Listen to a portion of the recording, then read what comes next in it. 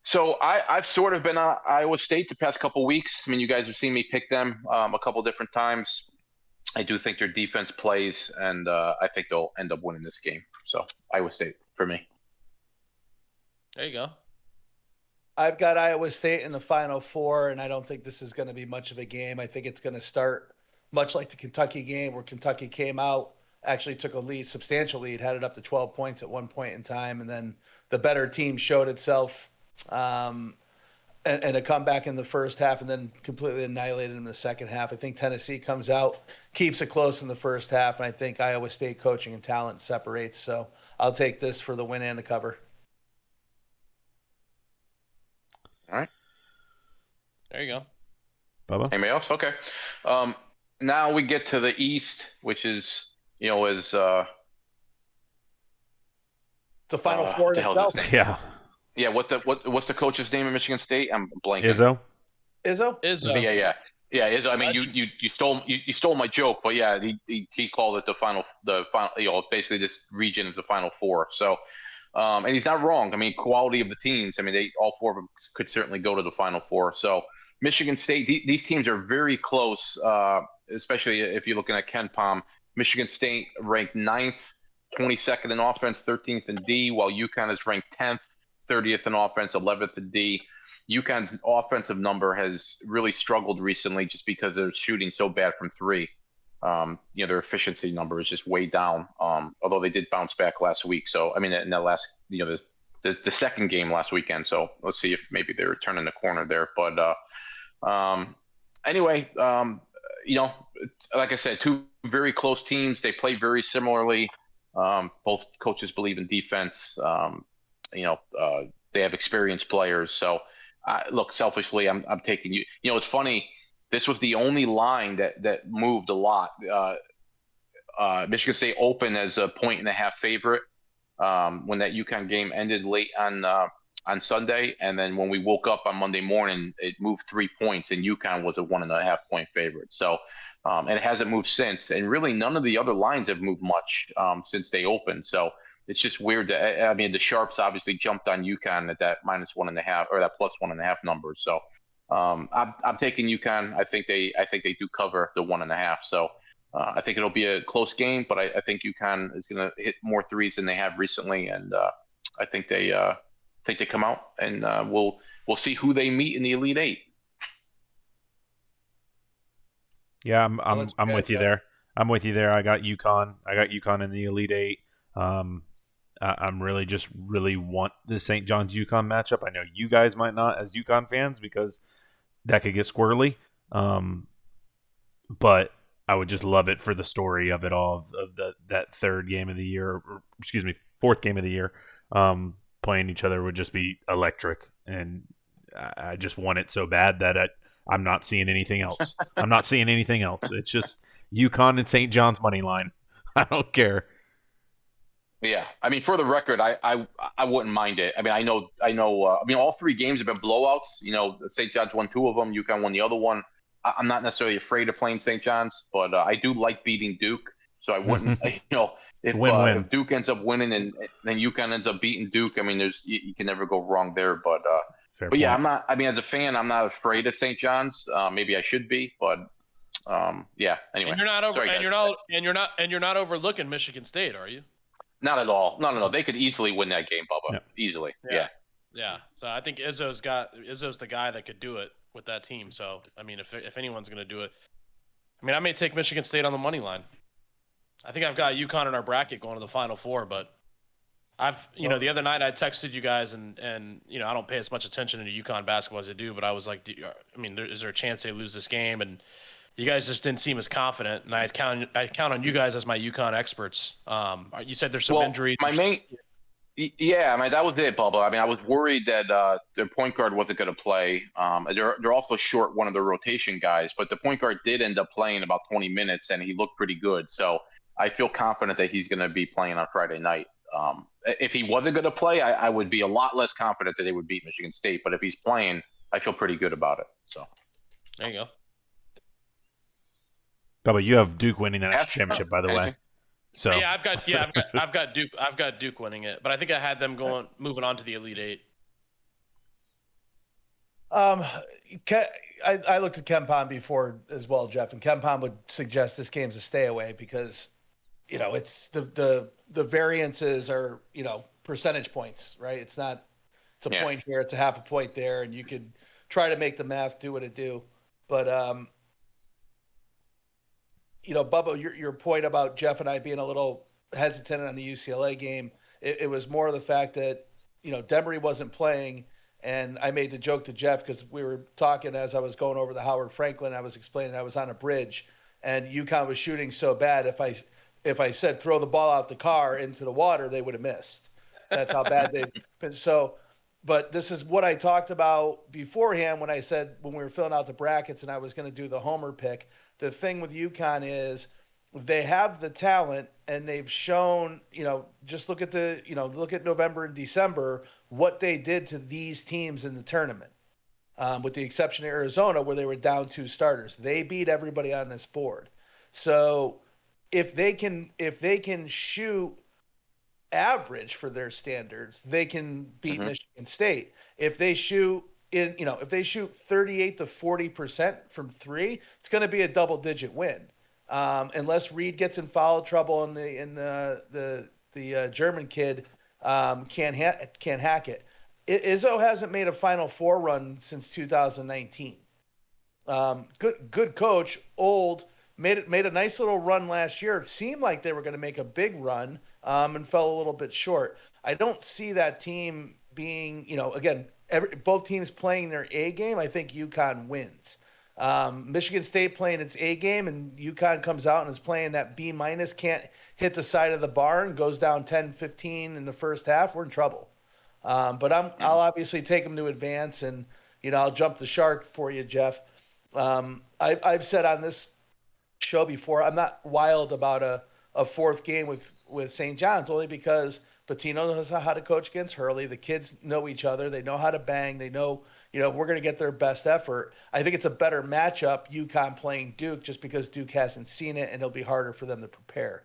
That said, St. John's also can't beat UConn outside of New York. So I'm not going to go in thinking that it's going to be a bloodbath, and I think the line will get misrepresented, and St. John's would actually be favored as a 5 seed over a 2 seed, which would just be an immediate fire on UConn. Yeah, I think they will be favored if they end up playing. I really do. But that's crazy. Yeah. Anyway, and then that brings us right to the St. John's Duke game, which I assume for most people is the most anticipated game of the Thursday Friday set. So both teams have won 13 straight games, including what they did in the tournament so far. St. John's 16th in KenPom, 42nd in offense, 8th in defense. Duke 3rd in KenPom, 7th in offense, and 1st in defense. So you got Duke's number 1 ranked defense, at least through KenPom, against St. John's 42nd ranked offense. I've said, we've talked obviously just because St. John's and UConn have played 3 times. We've talked about this many times, but St. John's is not a very gifted team offensively. They have stretches where they hit a couple of threes in a row or whatever, but basically all their points come off of forcing turnovers and getting offensive rebounds. If you don't turn the ball over and if you rebound the ball well, then they're definitely beatable. So again, as a UConn fan, I don't necessarily care who we play. I'm going to root for St. John's. As a Big East fan, I will always root for Big East teams, and especially because I don't like Duke. On top of that, I'm not a Pitino fan, but he is a great coach. How can you deny that fact? So I'll root for St. John's. I kind of have a feeling Duke's going to win the game, though. So I agree. I think Duke's going to win this game. I got St. John's in my Final Four, so I'm going to ride. I'm not going to play both sides of the fence like Bubba's trying to do. I predicted St. John's to beat Duke in my bracket, and I will keep true to that.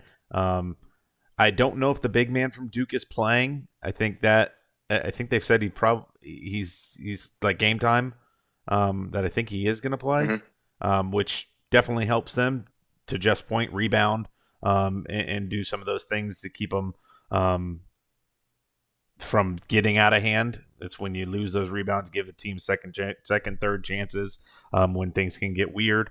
So if he's playing, obviously makes that St. John's hill to climb bigger.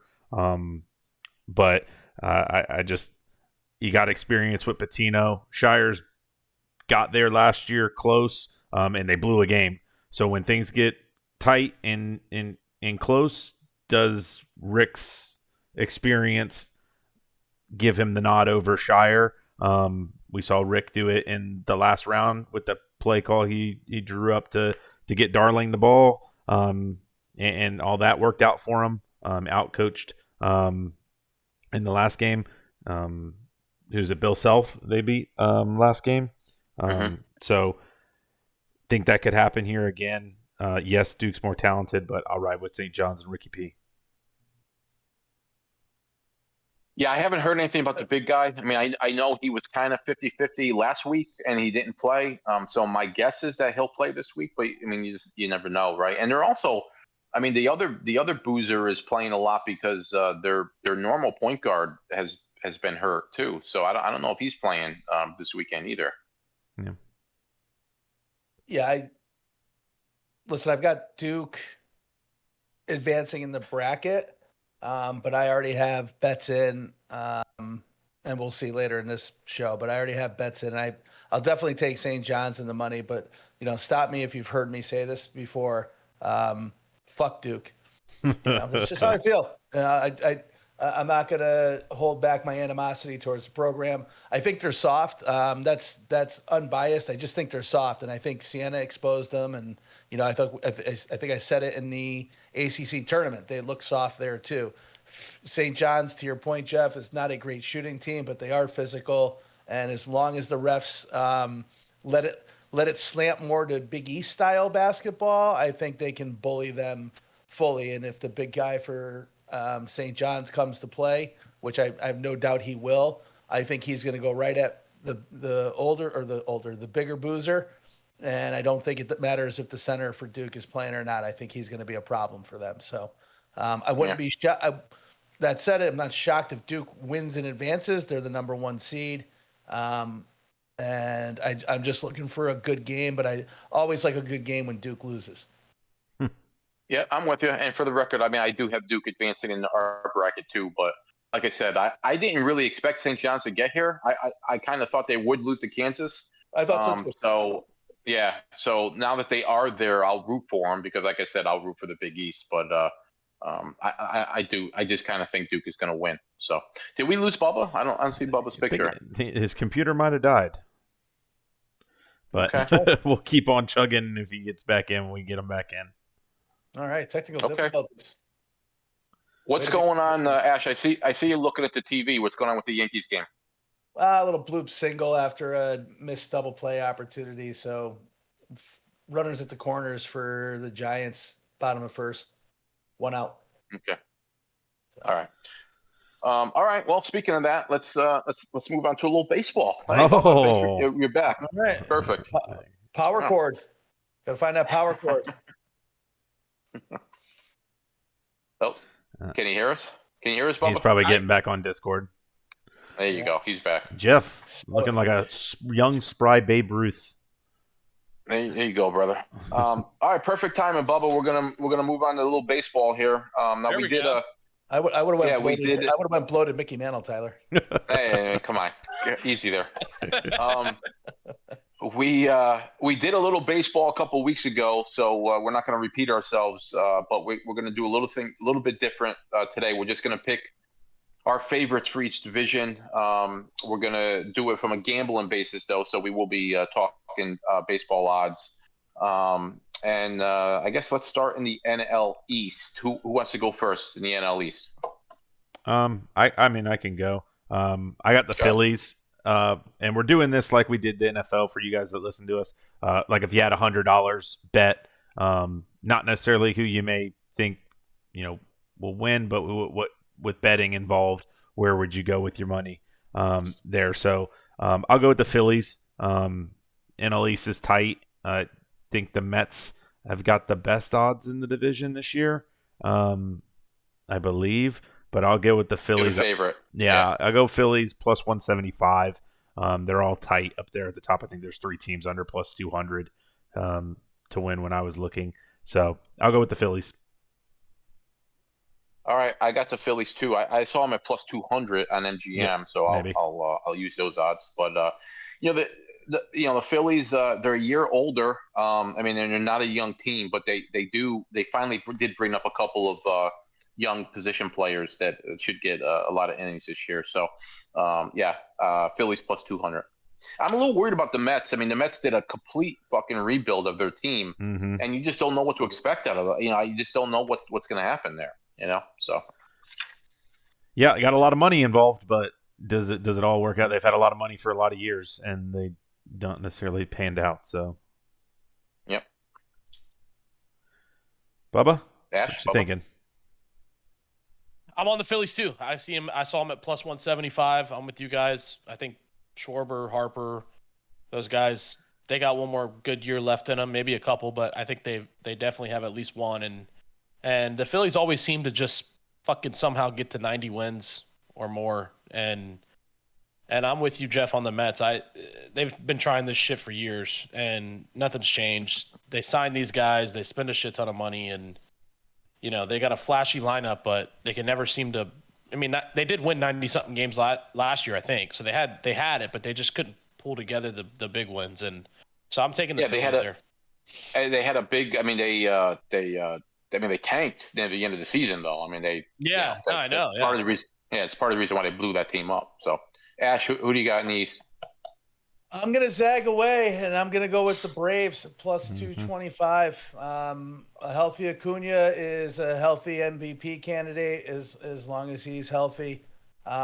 They've got returning players that have been there before.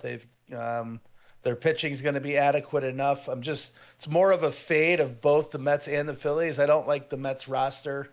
I get it financially, but I just don't think going into the season with Lindor hurt and a lot of gaps there for me. And I think the Phillies, I don't know where Harper or Schwarber are, to be honest with you. I'm not using the World Baseball Classic as the litmus test, but I just think Bubba, there could be a counterbalance to they just find a way, but they might not find a way this year. So Yeah. none of it would shock me, but I would actually, if I'm putting money on it, I'd rather take the higher odds and bet against them missing the playoffs than I would to take them to win the division. Yeah. So, All right. I mean, the Braves. I think I took the Braves to hit their over this year, but I'm a little worried about them just because they're already facing some pitching injuries. So we'll see what happens there. But Ash, snake it back. Who do you have in the Central? NL Central. ugh. Cubs. Cubs. It's a chalky pick, but I didn't feel like hurting my brain on this one either. There wasn't much to overthink. A lot of people are talking about the Pirates, and I just don't see it. The organization, a little bit more talent. You got the best pitcher in baseball, most likely. Reds should be a little bit better. Brewers are going to do what the Brewers do, and then St. Louis is always sneaky. I just think there's a lot of talent there with the Cubs, and I think they performed pretty well last year, and I think they can run it back. So I'll just go Cubs. Yeah, and they just extended PCA. Crow Armstrong too. Yeah. Mhm. Yeah.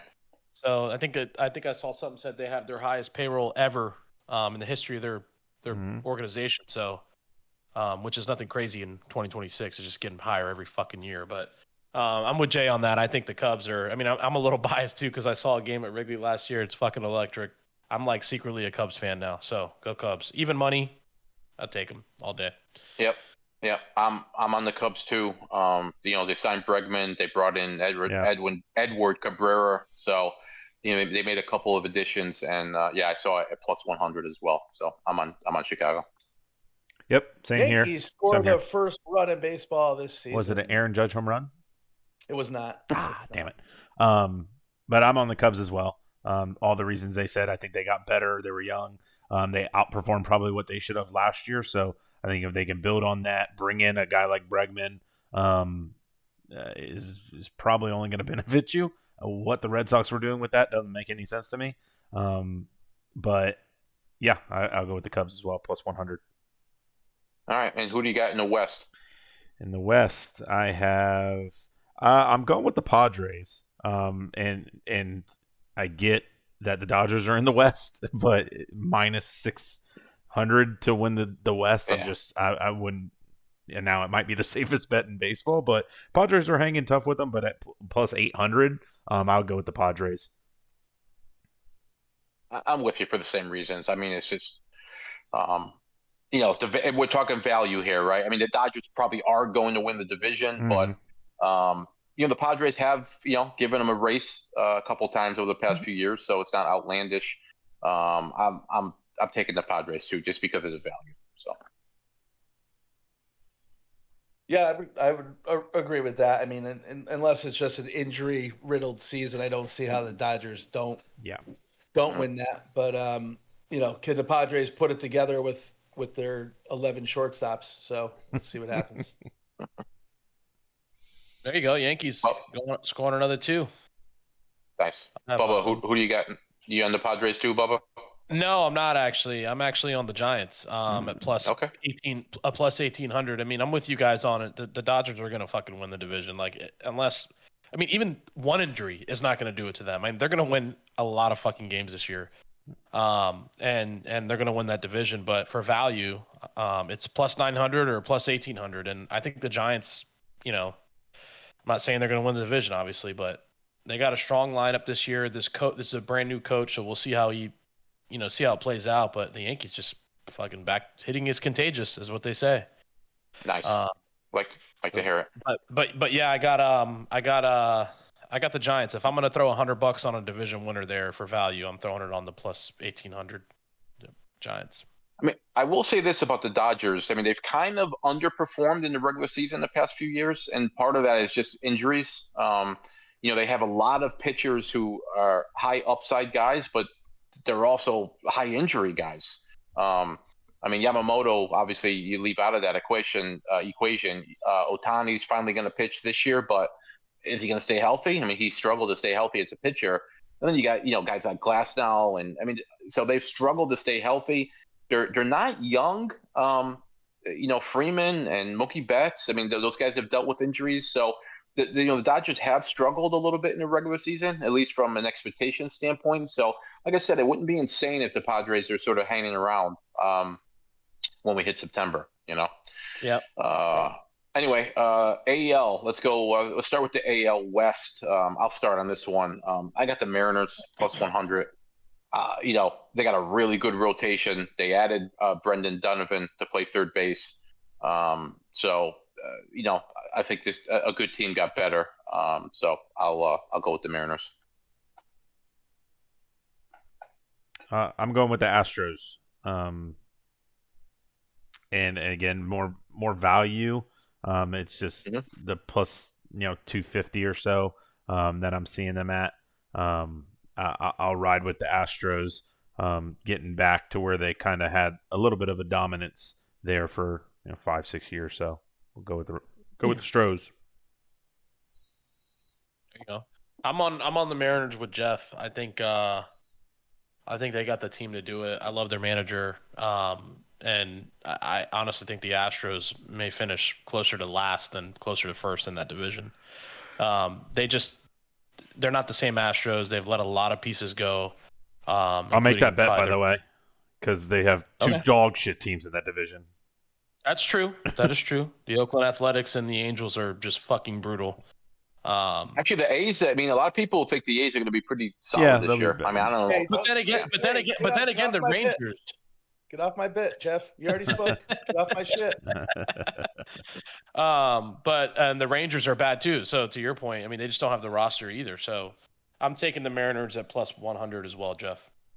Well, I guess Ash just told us who he's got. Yeah. Sorry, brother. Well, yeah, when we did this exercise during spring training, I had my underdog, whatever category it was, I had the A's making the playoffs. So I'll just jump the shark and I'll take the A's to win the division at plus 1,600. So obviously big value play there and a lot of money. But Bubba, just go back and look at the last 100 games, and the A's had, I think, the third best record in baseball. Yeah, that's incredible. It's not a dog shit team. It's actually got a lot of talent, and we actually saw Severino pitch in the World Baseball Classic. It looked like he can find what he used to be when he came into the league, and I think he can bolster that staff. So, ballpark aside, I think there's actually a little energy. I think there's a little buzz, and I think the Mariners still the best team in that division on paper. But they're one or two injuries away. You know, especially on the pitching side. Rowley's not going to hit 60 homers this year if he reverts to his 3-season average. You know, he's still going to be in that 30 home run range, which is phenomenal for your catcher. But to your point, I don't think the Rangers are going to be competitive. I don't think the Angels are going to be competitive, and the Astros, they always seem to find a way. So I just like the A's to sneak something in, and if they don't win the division, like I said, I already have them for a wild card on some of our plays. So I'll just double it down. I don't like the minus 102 or even money. Yeah, I hear you. Yeah, to your and just for you Yankee fans, where the fuck was that Severino when he was in New York? I mean, he looked disgusting. Well, he was really good in New York. Yeah, he he was. just couldn't stay healthy, Bubba. Yeah, he couldn't I stay know healthy. that's what it was. He just couldn't stay healthy, is what I'm saying. So if he can pull it together, he's gonna have a fucking great season because he had some couldn't stop putting shit. random shit on his body and getting thrown out of games. That's true. At one point, Very true. did it like 3 straight starts or something crazy. Yeah. Ash, who do you got in the Central? AL Central. I have the Kansas City Royals at plus 220 or 222, depending on what book you're looking at. I think Bobby Witt Jr. has a big year. I think the Tampa kid, Jack Caglione, starts coming into his own a little bit. I do think they have the pitching. I think Detroit takes a big step back. I think Skubal gets traded before the end of the season. And yeah, I don't like the bottom half of that division at all. So I'm going to go with the Royals. Bubba? I love that pick. I agree with you on Detroit. I mean, they've probably got the best rotation they've had in a long time with Valdez and Skubal and Verlander. I know Verlander's a little older, but still a pretty good pitcher. But I'm with you. The young cats in Kansas City, I think, are going to be electric this year. They've got the best shortstop in the league. So power that with some nice bats and a couple decent starting pitchers. I think they're going to be okay. I think they're going to shock a lot of people. And at plus 225, I'll take them. Don't think the Guardians are going to be good. No hope for the Twins or the White Sox. So I love the Royals pick. I'm on them too. Yes, indeed. Tyler? I'm going with the Tigers. This is contingent on Skubal not being an asshole and pitching the whole season. But I'll go with the Tigers. Bubba's point, good pitching staff. If why am I blanking on his name? Javier Baez looked a lot better last year from years prior where he looked like he was not even trying to hit the baseball. So I think if he plays better as well, continues that streak, they could be a good team. They blew it down the stretch last year, kind of. So I think mentality-wise, they come into this year with a little bit of a chip on their shoulder and kind of finish that story out a little bit better than they did last year. Yeah, I'm with Tyler. I'll take the Tigers at minus 110. It's the only team I'm taking with minus odds. I'm a little worried about Skubal getting traded, like Ash mentioned, but they did bring in Valdez. So I mean, if they need somebody to sort of step in as the ace, at least they have him.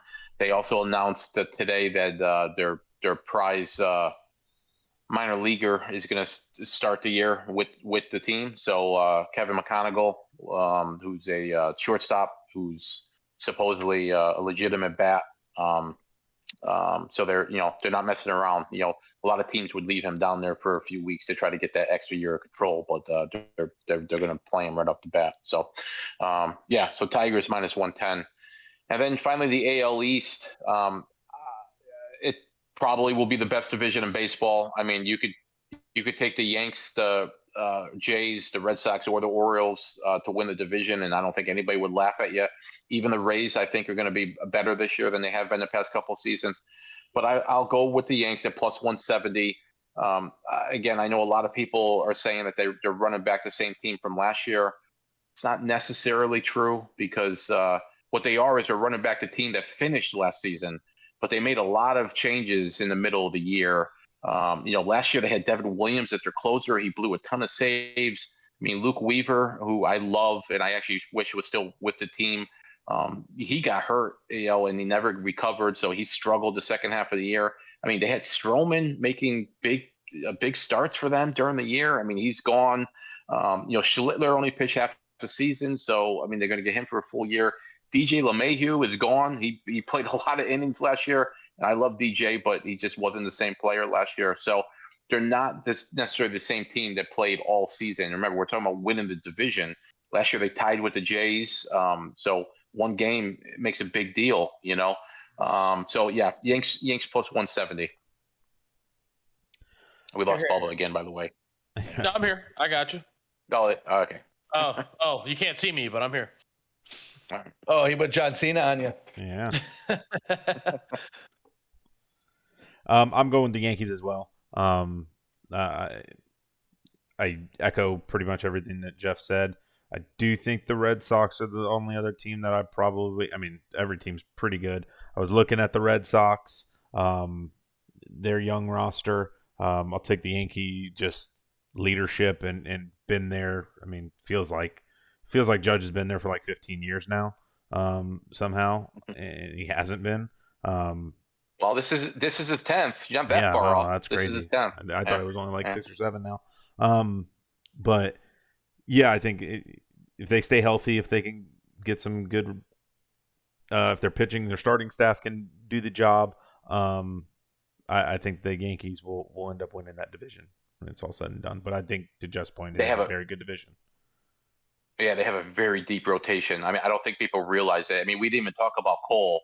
Yeah. Who's back to throwing 98 miles per hour, and we're probably going to see him in early to mid-May. So they have a really deep rotation. They got, I mean, Heel they're not going to need a fifth starter for the first couple weeks of the season. So they got Heel in the minor leagues. They got 2 AAA young pitchers in the minor leagues, including one that averages 101 with his fastball. And he's a starter. It's insane. So anyway, the young kid from last year starting up from the playoffs. Yep, Schlittler's going to be he's going to be their number 2 to start the year. Yeah, that kid was legit.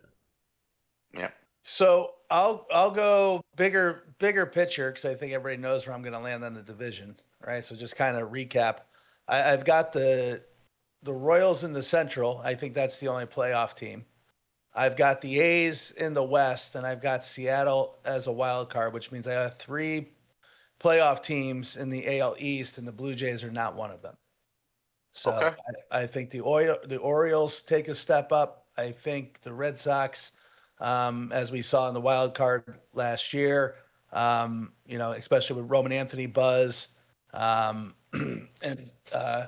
don't call me Croqueta, as their ace on that staff. I think they're going to be a contender for the AL East title for sure. But I'll take the Yanks as a homer pick. It's what I always do. It's the first $100 I place every year. So it's not a shock that I'm going to take them at plus 177, but I echo everything Jeff says about the team and the transition. So that's what I got. There you go. I think to both of y'all's points, the AL East is without question going to be the best division in baseball.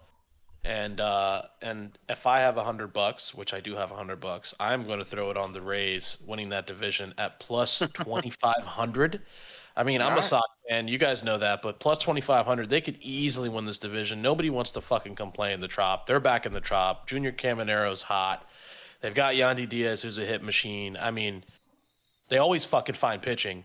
McClanahan's coming back. He could be big for them this year. So at plus 2,500, for sure, I'll fucking throw $100 on them. I don't think it should be 2,500. I mean, I know it's the strongest division in baseball, but that's crazy to me.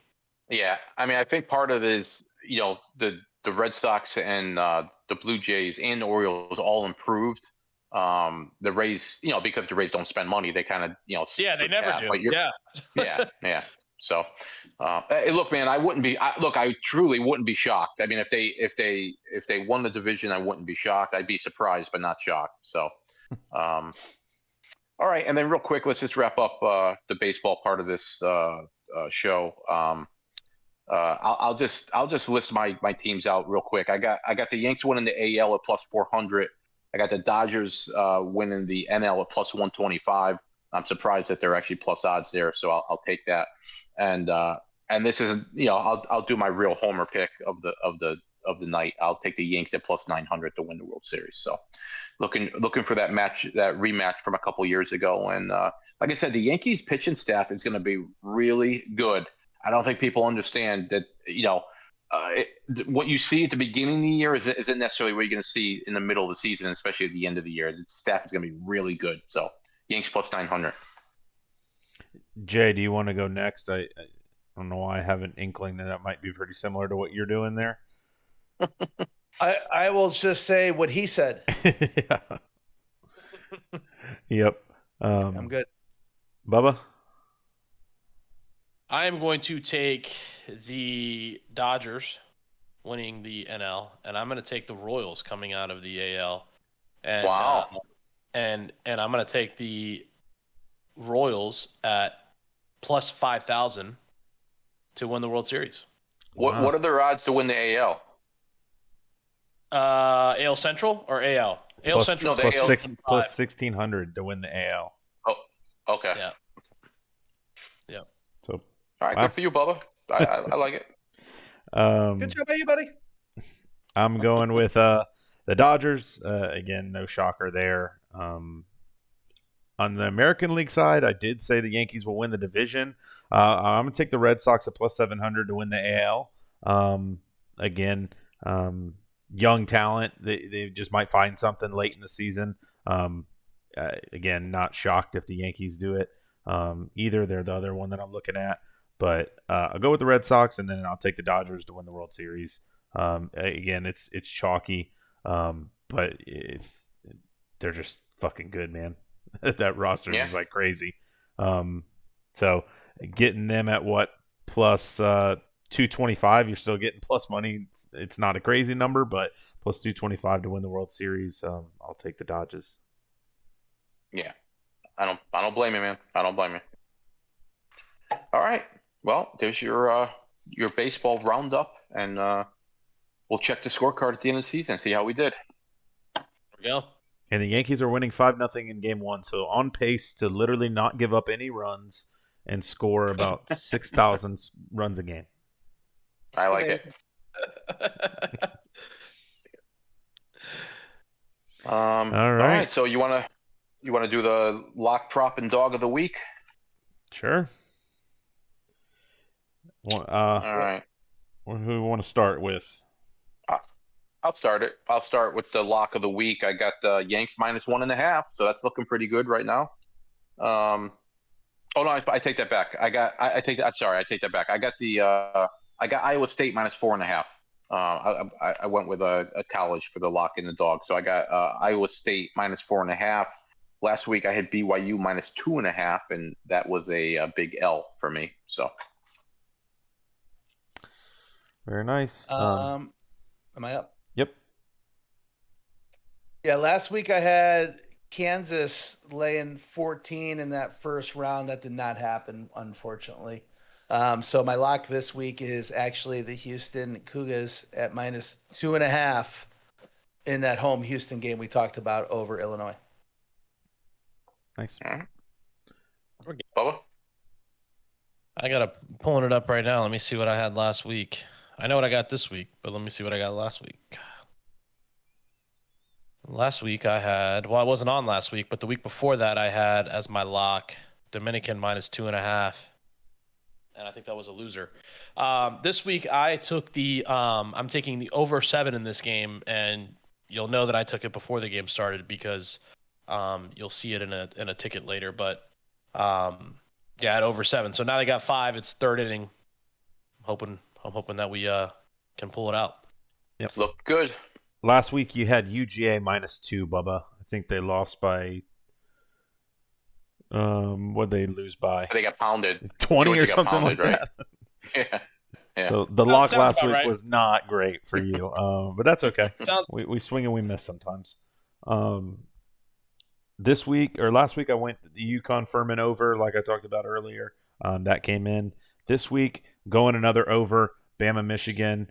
We talked about both those teams pretty much being able to score. I'm just thinking a shootout. 174.5 obviously is a lot of points, especially in college. But I think these two teams, if they're both shooting well, mostly on the Alabama side, I think Michigan will be able to get their shots and get to the paint. But if Alabama shoots it well, which I anticipate they do, we get the over in that game. All right. I'll go right into How my about your prop? My prop was last week any three Florida teams to win round one, and we had 2 out of the 4 win. UCF let us down, and USF couldn't hit water if they fell out of a boat, and lost that game and ended up getting the loss there. So came up short there. This week, the prop of the week, 6 years strong. Tyler O'Neill, home run, game 1 of the season. It's 6 straight years of it hitting. I'm shocked that they don't have it lower. It is the odds on it are just because it's happened so often and so many people want to bet it. I guess it's probably pay attention to it later on in the season and see if his odds to hit a home run are more than plus 325. But it's plus 325 for him to hit a home run. So that is probably juice because of the 6 years straight. All right. Bubba, what do you got?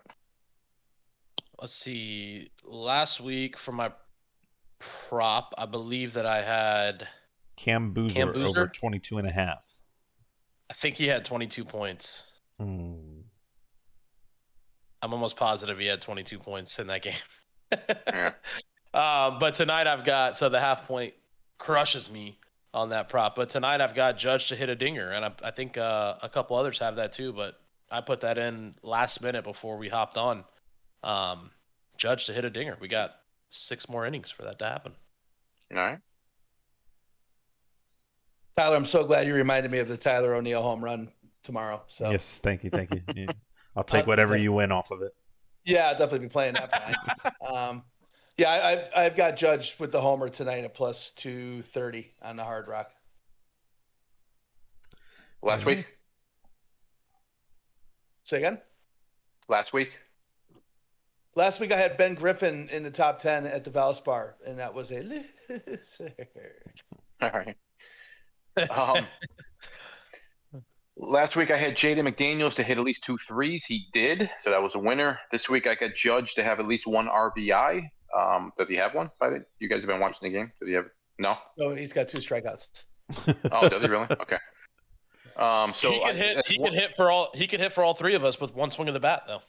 Yeah, 1 RBI is plus 155, which that was too big of a number for me to pass up. So, and for my dog, last week I had Hofstra plus 550. That was kind of like a heart pick. Didn't come in. This week I have St. John's. I just didn't. I just, like I said, I wanted to go with Illinois, but I remembered that they were playing on the road basically, so I shied away from that. St. John's is really the only other dog that I could see pulling out a victory, so I got them plus 235. St. John's plus 225. There you go. Last week I had USF, and that was a no-go. Loser. Terrible. Yeah. Tomorrow afternoon. Did you guys see that they hired a new coach today, by the way? Yep. Did they? Yeah, Chris old Mack. Louisville coach. Yeah. Right. You know, there's a Louisville-Tampa connection. Mm-hmm. I'm taking the Pittsburgh Pirates and Paul Skeens tomorrow afternoon to carve up the New York Mets at 1:15 in the afternoon. They're plus 105. I will take Paul Skeens and the Pirates. Nice. All right. I have the under in that game, Bubba, so I'm right there with you that he'll be pitching well. But last week I took Troy. They got fucking trounced. At least USF kind of made it a game towards the second half. Again, I was betting on Nebraska never winning a game before. And I'm going St. John's right there with Jeff and Jay. Love it. All right. Yes, sir. So bragging rights. to bragging rights we go. Last week, Jay, I believe this one was you. Did you have High Point plus 10.5, VCU, Akron, and USF? I did, and I'd like to thank a couple of those teams for not showing up. Happens. Jeff, I believe this was you. We got a winner here, folks. 2 Bang, weeks in bang. a row. Ashley go. last week and me this week. There we go. Yes. So I had the Pelicans on the money line. They won. Lakers on the money line on the road. They won. Klingen at least 12.5 rebounds. He got that. And Jaylen Brown at least 4.5 assists. He got that. So again, not the greatest odds in the world. It's basically 9-1, but 25 plays 263. Beautiful. And Klingen making an argument for Player of the Month in March. Yeah, happy to. He's playing really well. Glad to see it. And then Bubba. Yeah, for me, I mean, how bad could you possibly be? I guess you could be 0 for 4. I was 1 for 3 on this. I had Duke. I don't even think Duke didn't even cover. I was 0 for 4 on this. USF. No, I think USF lost 5. Yeah. So I was the worst that you could possibly be. So don't even have to waste another breath on it. Yeah. If you're going to be the best at something, just there you go. All right. I think this one, Jeff. I think this one was you here. Yeah. Some of it's looking good. I went. In honor of opening. I want to say opening day, but in honor of opening night, I went all Yankees. So Yanks to win by at least 2 runs, over 7.5 runs, which again, as you guys said, it's looking pretty good. And I got Judge and Stanton hitting a home run. It's 30-1, so 25 pays 776. Well, like your chance of both those guys hit home runs, that 7.5 looks like it's coming in. Yes, sir. Giddy up. Jay? Let's have some fun with basketball. I got the White Guys minus 1.5. I got Houston minus 3.5. I got St. John's. I got St. John's money line plus 225, and I've got UConn minus 1.5. Put that all together, it is 21-1. 25 pays 553. Love this one. I like it. Probably be riding that with you there, Jay. Let's go. Bubba, round us out. All righty here. We've got Yankees on the money line. Tyler, I've got the over in that game tomorrow. I think the Pirates score a lot, and I think the Mets strike out 10 or more times. And then, unfortunately, none of that fucking matters because I had Dayton tonight in an NIT against Illinois State, and they fucking lost on the money line. They got beat pretty bad. So don't bet NIT on a Wednesday night, I guess. Or if you do, take the fucking dog. But then I rounded it out with Houston, confident they're gonna win that game on the money lines. I got it minus 160. So I may just put these 3 in separately or do another parlay. But for bragging rights, I am out. That's not what you want. No. It's not good. Not what you want. Not what you want. And you pick an NIT game with all the good basketball going on. You pick a fucking NIT. That's what you kind of get, to be honest with you. It's kind of what you get. I agree. I agree. Yeah. By the way, they got Bert Kreischer out in Cubby's Cove in a kayak. No shirt on, I assume? No, live odds. Live odds. He flips over. Yeah, he's got a shirt and vest on. He's life preserved, if you will. Yeah. Oh, he's got a Corona in his hand now. Oh, sponsor. Yeah, so much for him off the booze. Yeah. He's back, baby. You could do that on Netflix. You can't do that on regular TV. So that's true. Yeah. All right. Well, that's gonna do it. That was a action-packed, jam-packed, knowledge-packed podcast. So if you listened for just the sports wagering aspect of this, I hope you got a deep dive into baseball and basketball. So we Ken-Palmed you.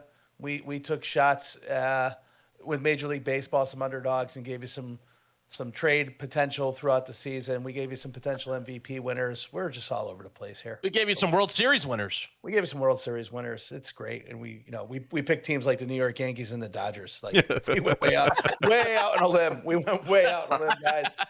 All right, so with that said, follow us on all the socials at Casual Chaos Live. Check out the podcast on YouTube, on Apple, on Spotify. Wherever you get your podcasts, we are available. We will put out something on social media when we're going to come back next week. We've got some travel. It might get a little hairy. We're going to try to not take the week off, but stranger things have happened. So hopefully we come back. We talk about how all our plays did, how your plays did. So please jump into the Discord, jump into Instagram, send us your tickets for the Talking Ticket segment. With that said, and for Bubba losing bragging rights, we'll say goodbye to Bubba first. We'll say goodbye to Jeff. We'll say goodbye, and thank you to producer Tyler. I'm your host, Jay Ash. See you guys later. Bye. See you. Bye, everybody.